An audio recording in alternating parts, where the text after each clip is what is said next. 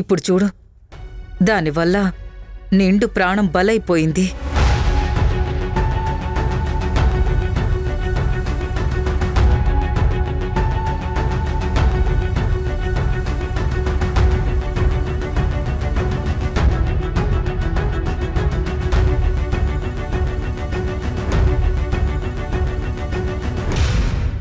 ఆగక్కడ.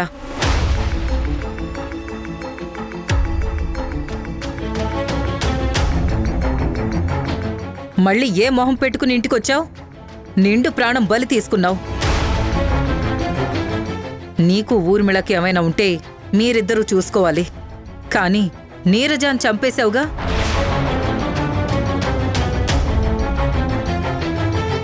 పాపం, చచ్చే ముందు కూడా పాప కావాలి అని మరీ కలవరించి చనిపోయిందంట.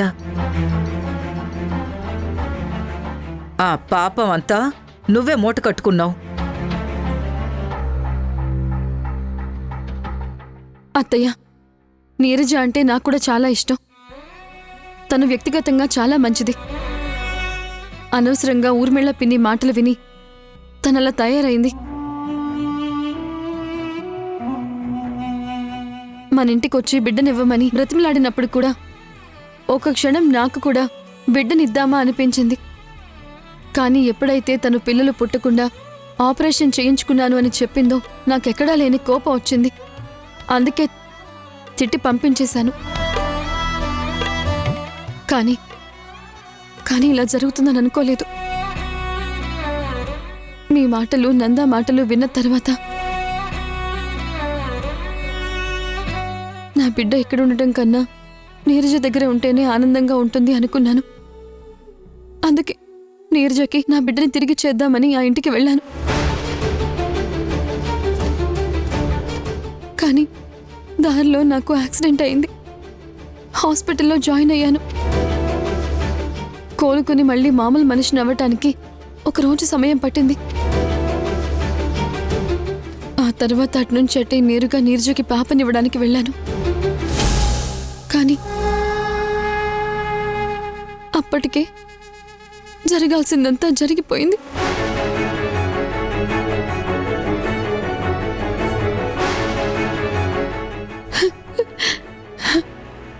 నీరజ అందరినీ వదిలిపెట్టి వెళ్ళిపోయింది. నోరు ముయ్యి యశోదా.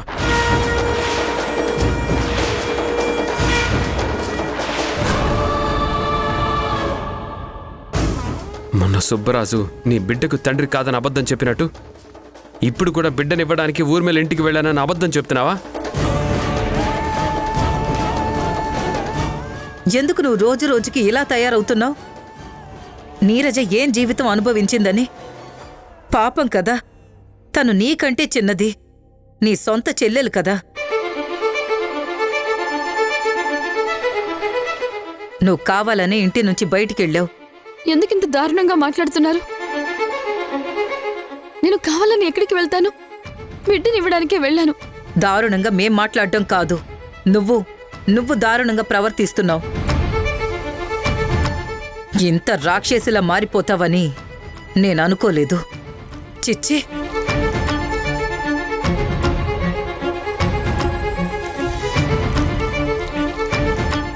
నందా, నువ్వైనా నన్ను నమ్ము నందా.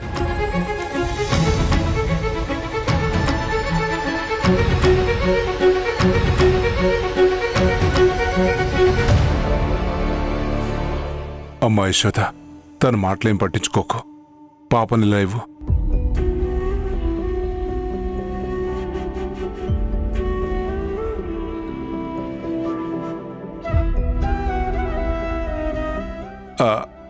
నువ్వు లోపలికి వెళ్ళమ్మా.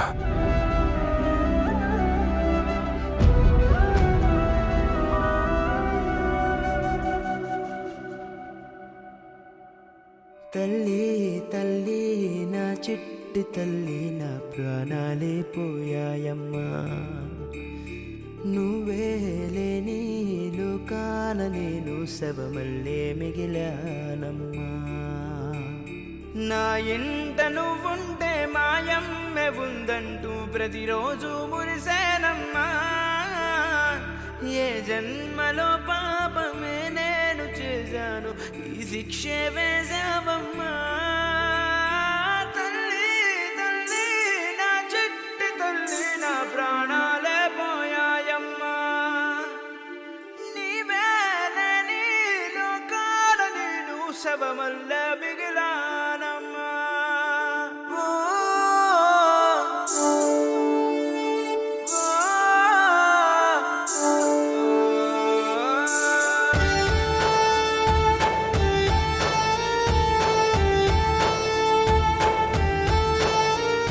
అమ్మా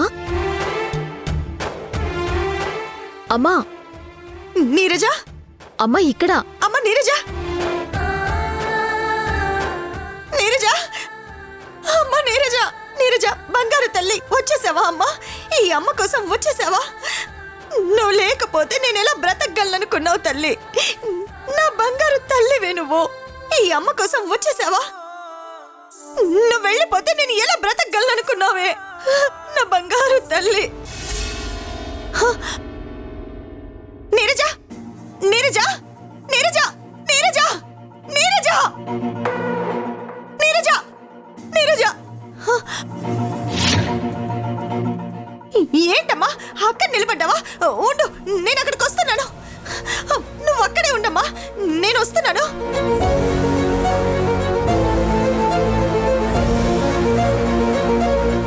నీరజ అమ్మ నీరజ నీరజ అమ్మ నీరజ నీరజ అమ్మ నీరజ అమ్మా నీరజ ఆకలేస్తుందమ్మా. అయ్యో వస్తున్నానమ్మా నీరజ వస్తున్నానమ్మా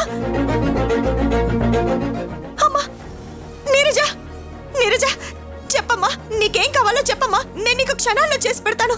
అంటే ఏంటి, ఇంట్లో తినటానికి ఏం లేదా? అయ్యో ఇప్పుడే 5 నిమిషాల్లో చేసేస్తానమ్మా. నాకేం అవసరం లేదు, నేను ఇక్కడి నుంచి వెళ్ళిపోతాను. అమ్మా నువ్వు వెళ్ళకమ్మా, నువ్విక్కడే ఉండమ్మా, నువ్వెక్కడికి వెళ్ళొద్దు, ఇక్కడే ఉండు. నీరజ నీరజ అమ్మా నీరజ ఎక్కడికి వెళ్ళిపోయావమ్మా? నీరజ నీరజ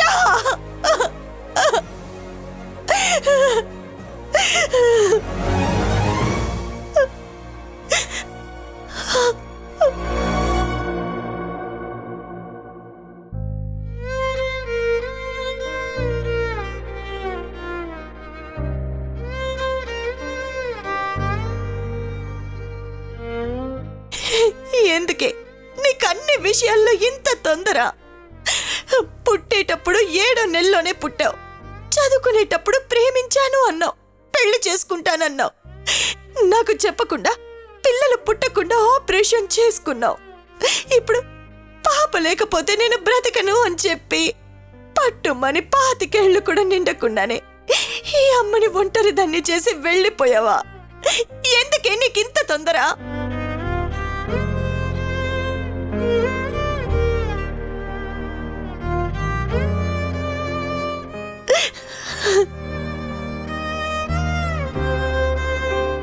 ఊర్మిళ గారు,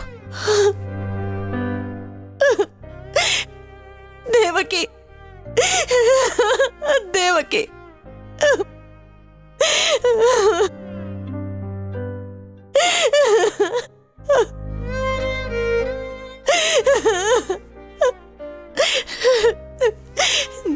చూడమ్మా, నా కూతురు ఎలాంటి పిచ్చి పనిచేసిందో.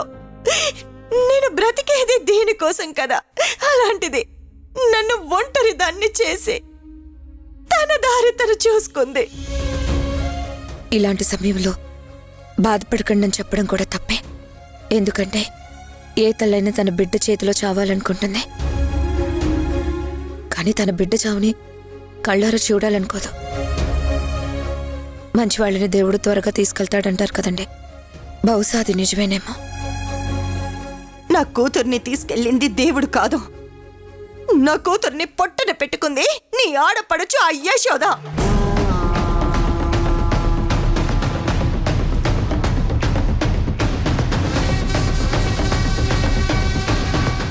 నా బిడ్డ నన్ను వదిలేసి దూరంగా వెళ్ళిపోయిన తర్వాత పాపని తీసుకొచ్చింది. అలా కాకుండా ఒక్క నిమిషం ముందొచ్చుంటే నా బిడ్డ బ్రతికేది.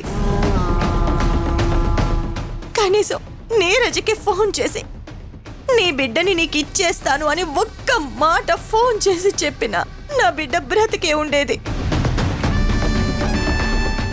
100% నా బిడ్డని చంపింది ఆ యశోదే.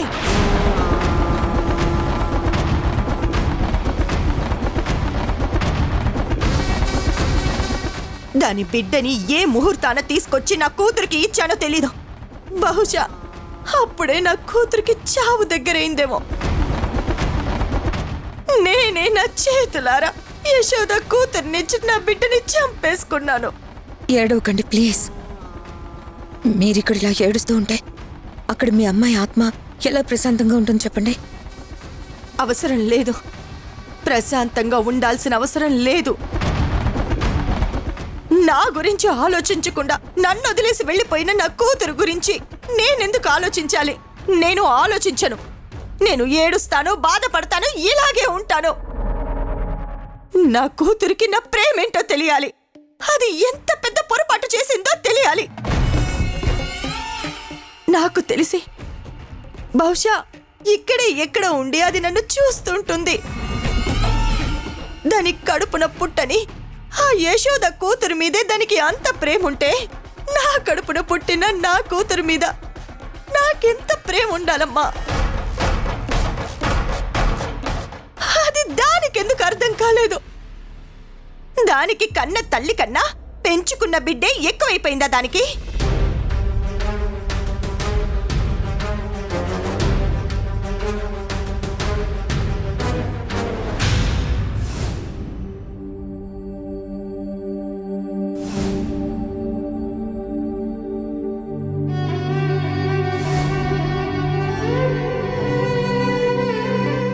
నీరజ, నువ్వు నన్ను ప్రేమిస్తున్నానని చెప్పినప్పుడు ఆశ్చర్యపోయాను. నా మనసులో నీ మీద ప్రేమున్నా నేనెందుకు చెప్పకుండా ఉన్నానంటే నువ్వు నాకెప్పటికీ దక్కవని అనుకునేవాడిని. కానీ నువ్వు మీ అమ్మని ఒప్పించి మనిద్దరు పెళ్లి జరిగేలా చేశావు. ఆ క్షణం నేను నమ్మలేకపోయాను.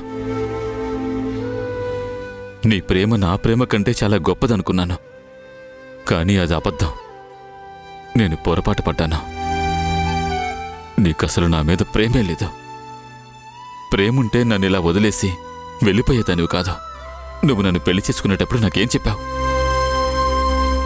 ఇక నుంచి నువ్వు అనాథవు కాదు, నీకు నేనున్నాను, జీవితాంతం ఉంటాను, మనిద్దరం కలిసి బతుకుదాం, కలిసే ఉందాం అన్నావు. ఇప్పుడు నీకెందుకు చావడానికి అంత తొందర అయింది చెప్పు.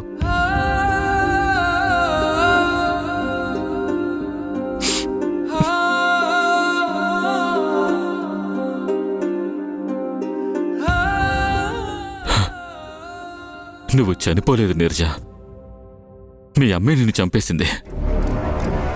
తను కరెక్ట్ పర్సన్ అయ్యిండుంటే నువ్వు ఈరోజు నాకు దూరం అయ్యేదాను కాదు.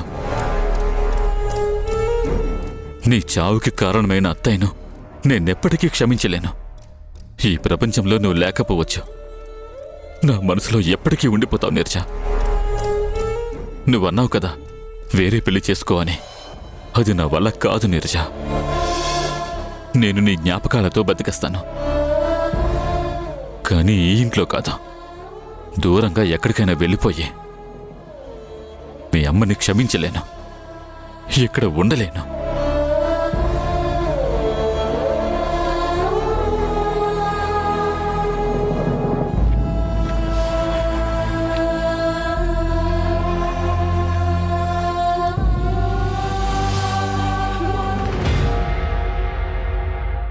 సరే ఊర్మిళ గారు, జాగ్రత్తగా ఉండండి.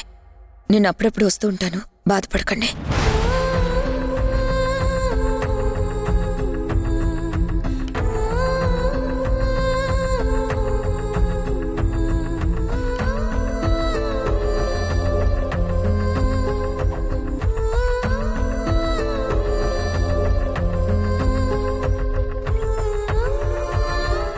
సంజయ్,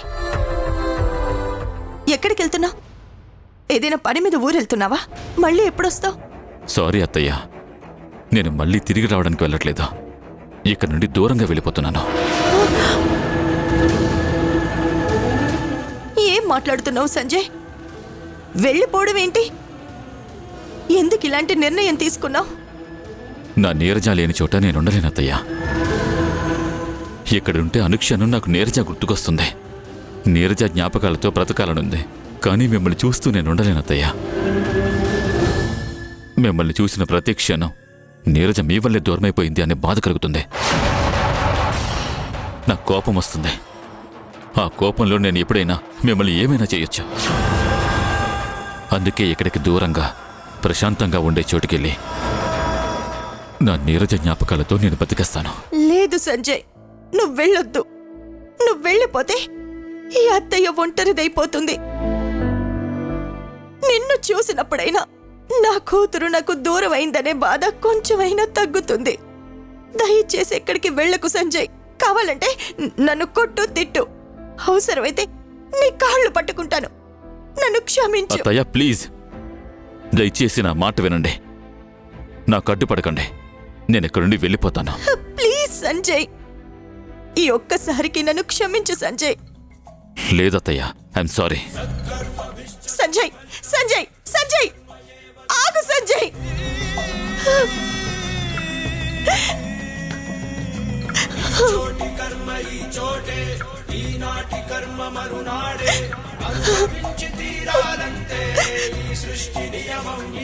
ఎన్ని కన్నీళ్ళ ఉసురిది వెంటాడుతున్నది నీడల్లే కర్మ. ధర్మమే నీ పాలి దండమై దండించ తప్పించుకోలేదు జన్మ.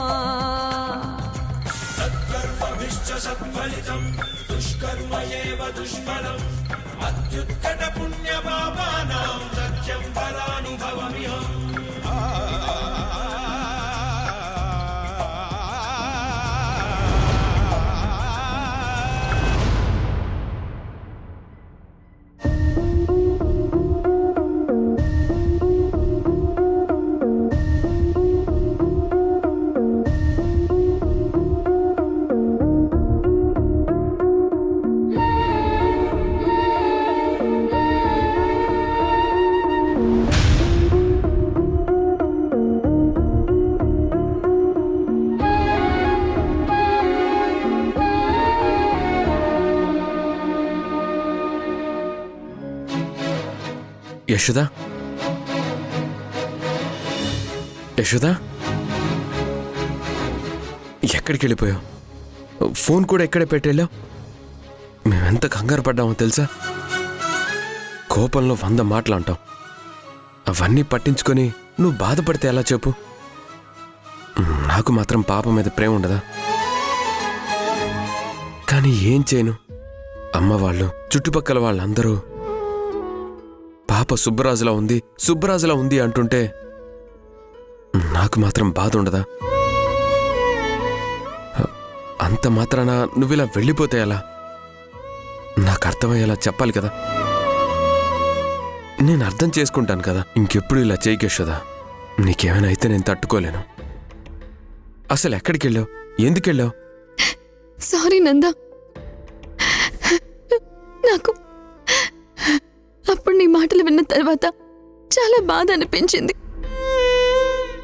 పాప నా దగ్గర ఉండడం కన్నా నీరజ దగ్గర ఉండడమే కరెక్ట్ ఏమో అనిపించింది. అందుకే నీరజకి పాపనివ్వడానికి వెళ్ళాను. పిచ్చి పనులు చేయకేషదా. పాపనివ్వాల్సిన అవసరం లేదు. పాప మనతోనే ఉంటుంది. సరేనా?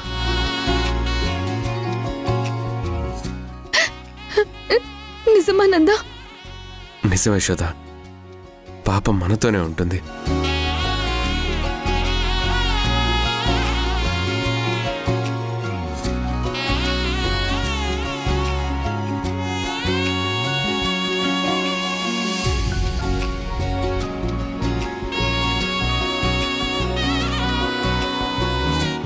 Thank you Nanda, thank you so much.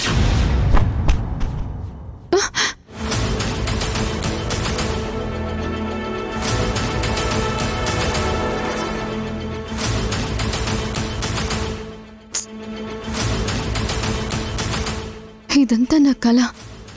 నా కళే నిజమైతే ఎంత బాగుండు. నందా ఇంతకు ముందులా మారిపోతే నా జీవితంలో కష్టాలనేవే ఉండవు కదా.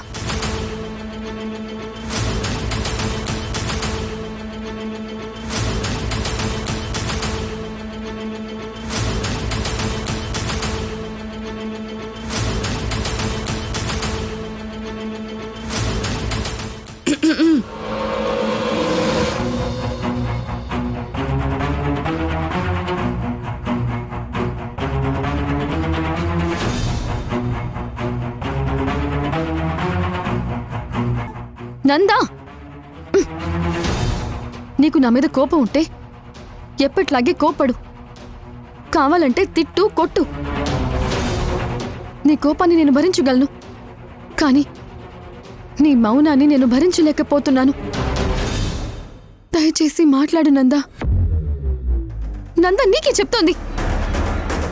ప్లీజ్ నాతో ఒక్కసారి మాట్లాడు నందా. మాట్లాడనా చెప్పు, మాట్లాడనా? మాట్లాడితే నువ్వు విని తట్టుకోగలవా? నంద ఎందుకు ఇలా తయారయ్యాడని అనుకోకుండా ఉండగలవా? చెప్పు. నువ్వు మాట్లాడమంటే మాట్లాడతాను. చెప్పు, మాట్లాడనా?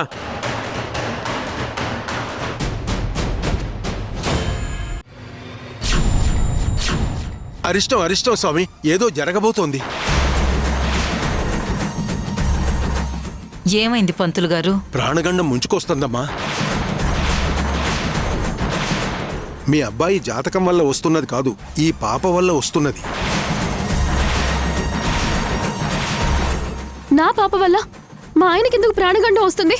తండ్రి స్థానంలో ఎవరైతే ఉంటారో వాళ్ళకి ప్రాణ సంకటం.